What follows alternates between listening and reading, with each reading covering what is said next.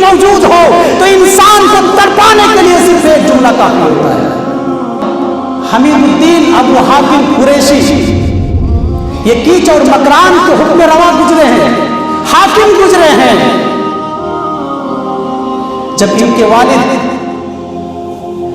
سلطان بہاؤالدین انتقال کر گئے تو اس کے بعد یہ کیچ اور مکران کے حاکم اور گورنر مقرر کر دیے گئے۔ انہوں نے 21 سال تک حکومت کی، 21 سال تک بڑی آن بان اور شان کے ساتھ حکومت کی انہوں نے 21 سال تک۔ ان کی زندگی میں ایک ایسا واقعہ آیا کہ ان کی زندگی کا کایا پلٹ گیا اور یہ بجائے سلطان کے شیخ ہو گئے۔ پتہ ہے واقعہ کیا ہے؟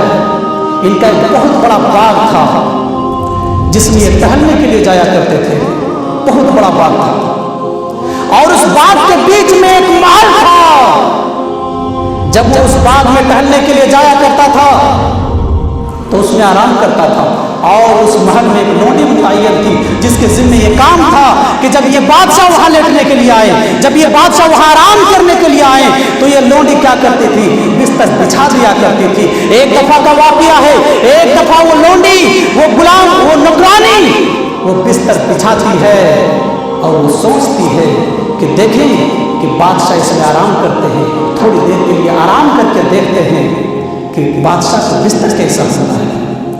وہ اس بستر میں بچھانے کے بعد لیٹ جاتی ہے، جیسے ہی لیٹتی ہے فوراً اس کی آنکھ بند ہو جاتی ہے اور وہ سو جاتی ہے۔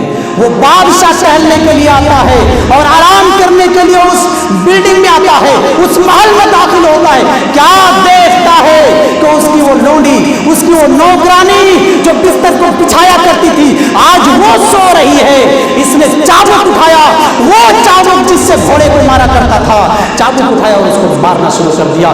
ایک چابک مارا، وہ اٹھ کر بیٹھ گئی، وہ جاگ گئی، بیدار ہو گئی اور رونے کے بجائے وہ ہنسنے لگی۔ ذرا غور سے سنیے گا، رونے کے بجائے ہنسنے لگی۔ اسی طرح 10 چابک پڑے، 10 کوڑے پڑے، لیکن وہ بجائے روتی وہ ہنس رہی تھی۔ بادشاہ کو تعجب ہوا، آخر ماجرا کیا ہے، کیا بات ہے؟ کہا اے لونڈی، میں تجھے سزا دے رہا ہوں، میں تجھے مار رہا ہوں، کیا تمہیں چوٹ نہیں آ رہی ہے؟ کیا تمہیں چوٹ نہیں پہنچ رہی ہے؟ آخر تم ہنس کیوں رہی ہے؟ ماجرا کیا ہے؟ آخر بات کیا ہے؟ تم ہنس کیوں رہی ہے؟ انہوں نے جو جملہ استعمال کیا تھا، اس لونڈی نے جو جملہ کہا تھا وہ سنیے۔ کیا کہا تھا؟ اے بادشاہ سلامت، میں اس وجہ سے ہنس رہی، تھوڑی سی نیند کی یہ سزا ہے تو مجھے بتاؤ کہ جو زندگی بھر اس بستر میں آرام کرتا اس کا سزا کتنا بڑا ہوگا؟ اللہ رب العالمین کے یہاں اس کا عذاب کتنا خطرناک ہوگا؟ بس اتنا ہی کہا تھا اس لونڈی نے، اتنا ہی کہا تھا، تھرا اٹھا، کانپنے لگا، وہ تھرا گیا، ہاتھ سے چابک چھوٹ کر زمین پر گر پڑا۔ اتنا ہی کہا تھا اس نے، اے بادشاہ، جب تھوڑی سی نیند کی اتنی بڑی سزا ہے تو بتاؤ کہ جو زندگی بھر اس میں آرام کرتا اس کا کتنا بڑا عذاب ہوگا، کتنا بڑا سزا ہوگا اللہ کے۔ بس اتنا ہی کہا تھا۔ یہ حمید الدین ابو حاتم اس لونڈی کے اس جملے سے اس کی زندگی کا کایا پلٹ گیا۔ اب یہ بجائے سلطان کی شیخ ہو گئے، رونے لگے، تڑپنے لگے۔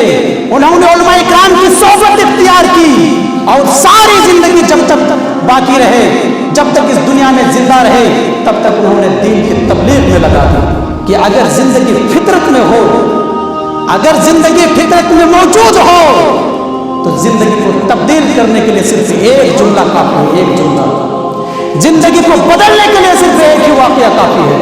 اور اگر فطرت میں زندگی موجود نہ ہو تو لمبی چوڑی تقریریں، بڑے بڑے جلسے، بڑی بڑی کتابوں کے انبار بھی اسے صحیح راستے پر نہیں لا سکتے، نہیں لا سکتے۔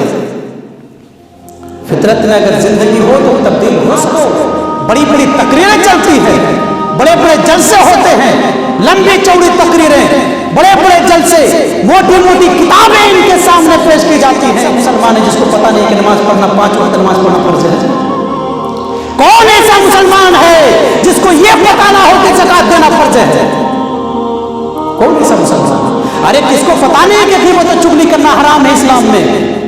किसको मालूम नहीं है एक दूसरे की जमीन को हड़पना हराम है? किसको मालूम नहीं है? लेकिन फिर भी हम वैसे ही हैं जैसे कुत्तों के दुम। नऊज़ बिल्लाहि मिन ज़ालिक। हमारी जिंदगी में कोई तब्दीली नहीं। बड़े उलमाए इकराम आकर हदीस बयान करते हैं, बड़ी बड़ी हदीसें और अल्लाह के रसूल की मजबूत हदीसें बयान की जाती हैं, लेकिन उसके बाद भी हमारी जिंदगी में कोई तब्दीली नहीं। फिर भी हम कहते हैं कि रसूल से मोहब्बत है। ये खोखले दावे छोड़ दो, ये खोखले दावे नहीं चलेंगे। शरीयत शरीयत है, शरीयत को नौटंकी नहीं बनाया जाएगा, शरीयत में खिलवाड़ नहीं होगा।